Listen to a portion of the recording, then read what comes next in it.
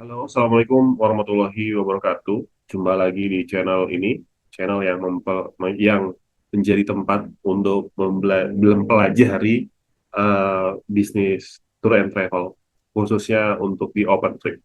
Dan pada video kali ini, saya akan menjelaskan tentang bagaimana cara membuat itinerary atau jadwal perjalanan untuk open trip ya. Nah, itinerary ini menjadi sebuah bagian yang sangat penting dari setiap eh, apa namanya travel wisata atau perjalanan karena ini yang menjadi kunci keberhasilan sebuah perjalanan wisata itu berjalan lancar ataupun tidak lancar. Tentu ada trik-trik yang harus dipahami oleh Anda yang mau menjalani bisnis tour and travel.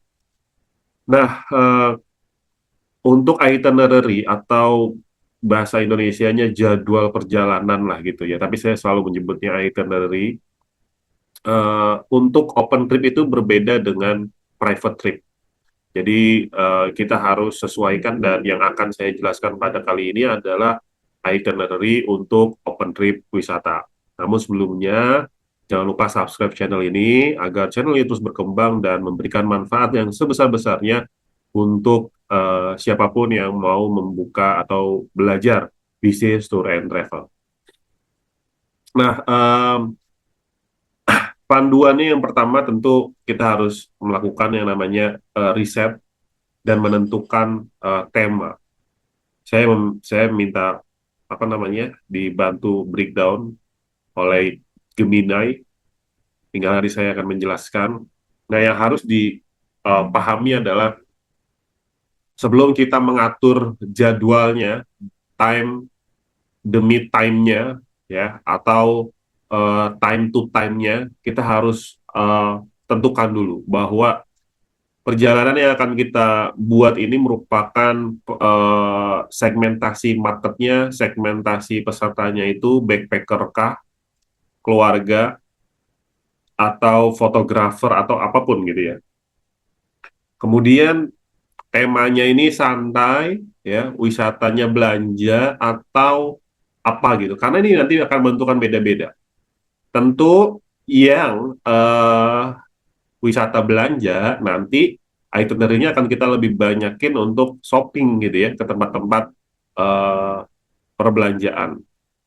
Kalau misalkan wisatanya ini fotografer untuk foto-foto, tentu kita akan cari tempat-tempat yang bagus-bagus untuk foto. Atau healing santai aja. Nah, berarti nanti itinerary-nya kita tidak terlalu padatkan. Jadi karena lebih santai aja. Karena santai ini nanti jumlah kunjungan itu akan mempengaruhi kita itu santai atau cepat-cepat gitu. Paham ya? Nah, kadang kan ada yang padat banget. Kalau padat itu udah nggak akan bisa santai. Pasti keburu-buru. Lalu ada yang namanya unique selling point, USP. Apa yang membuat open trip Anda itu menjadi beda? Contohnya, bonus dokumentasi drone atau makan malam di pinggir pantai. Ini contoh gitu ya. Nah, kemudian yang kedua adalah struktur alur perjalanan atau flow. Ada yang namanya flow. Itinerary yang baik itu memiliki ritme yang tidak melelahkan namun tetap padat. Nah, bagaimana Anda harus membuat sebuah itinerary yang eh, padat tapi tidak melelahkan, tidak terburu-buru. Nah, ini challenge-nya gitu ya. Terkadang itinerary yang padat itu akan membuat kita lelah, pasti gitu ya. Nah, tapi ini harus dibuat seperti itu, teman-teman. Contoh, hari pertama ini kedatangan. Jangan langsung berikan aktivitas yang berat. Berikan waktu untuk saling mengenal antar peserta. Ya, jadi biasanya hari pertama itu baru sampai kita ramah tamah dulu ya, makan siang bersama, santai-santai dulu. Nanti makan malamnya juga bersama. Itu untuk membuat si antar peserta satu dengan yang lainnya itu saling mengenal. Baru biasanya di hari kedua ini yang menjadi peak experience-nya. Ada destinasi-destinasi yang melelahkan, yang bagus, yang keren, ini kita masukkan di hari yang kedua. Energinya ini masih oke gitu ya. Udah istirahat malam, paginya langsung gaspol sampai malam. Nanti hari ketiganya kalau bikin itinerary 3 hari, hari ketiganya cukup belanja aja. belanja sebelum kepulangan karena apa namanya di situ udah siap-siap untuk pulang gitu ya. Nah, tiga hal ini menjadi alur atau flow yang harus Anda pahami. Kemudian yang ketiga, komponen utama itinerary yang efektif. Pastikan elemen-elemen berikut itu tercantum dengan jelas. Contoh, waktu. Ya, gunakan estimasi waktu yang longgar, misalkan jam 8 sampai jam 9.30. Karena bikin waktunya yang panjang-panjang gitu ya, jangan yang cuma setengah jam, yang 1 jam itu susah. Karena ngumpulin orang itu susah ya. Destinasinya, urutkan berdasarkan jalur transportasi yang searah agar tidak membuang waktu di jalan. Ya, contoh misalkan, kalau ke Singapura, bikin yang sejalur gitu ya, sejalur. Kalau lagi di Mayer Lion bisa ke Garden by the Bay, tapi jangan ke Sentosa, masih kejauhan gitu ya. Ke Sentosa, Sentosa Island di situ ada Universal, itu bikin di hari sendiri ya, 1 hari sendiri. Aktivitas, jelaskan secara singkat apa yang akan dilakukan, misalkan snorkeling, photostop, sunset watching, dan lain sebagainya. Logistik malam, berikan keterangan BLD, breakfast, lunch, dinner, ini harus diri ya. Nah, buat dalam bentuk spreadsheet-nya, ada spreadsheet-nya gitu ya. Oke, oke sebentar ya. Oke, kita lanjutkan ya. Yang keempat adalah golden rules, fleksibilitas dan buffer time. Salah satu kesalahan fatal tour operator adalah membuat jadwal yang terlalu ketat. Tuh, kutu tight ya. Buffer time, berikan jeda 15-30 menit di setiap perpindahan lokasi, dan open trip mengumpulkan 15 orang asing selalu memakan waktu yang lebih lama dari dugaan. Contoh misalkan, sekarang kita ini ya, apa namanya, apa, kita ke Borobudur ya, oke. Di Borobudur itu sampai sana misalkan pukul 1 siang.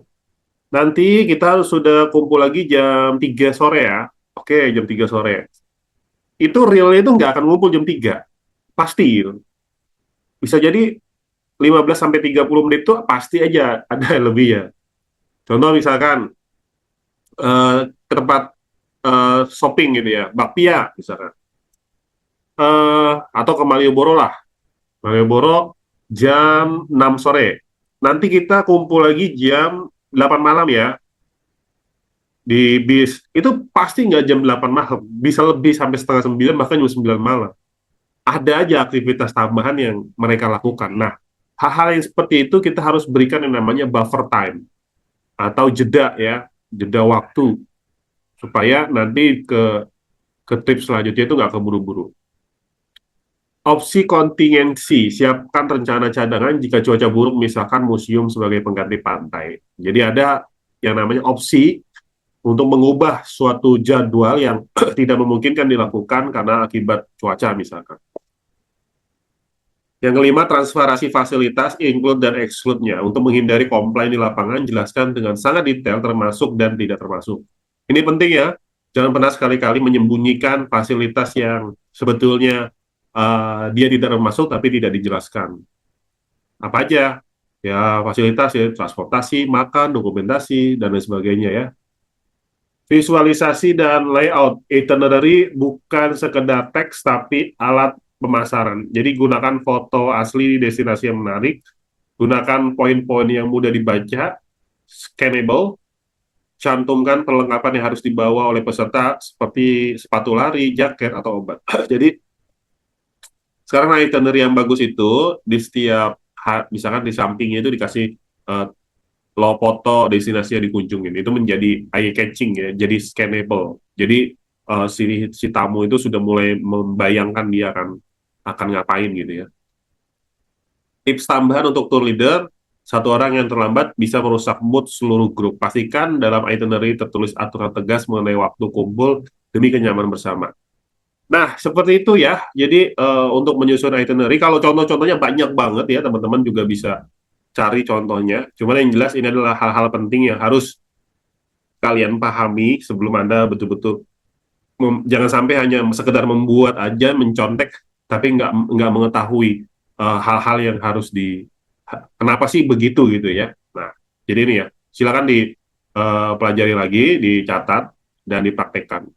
Sampai jumpa di video berikutnya. Sekali lagi jangan lupa subscribe channel ini. Assalamualaikum warahmatullahi wabarakatuh.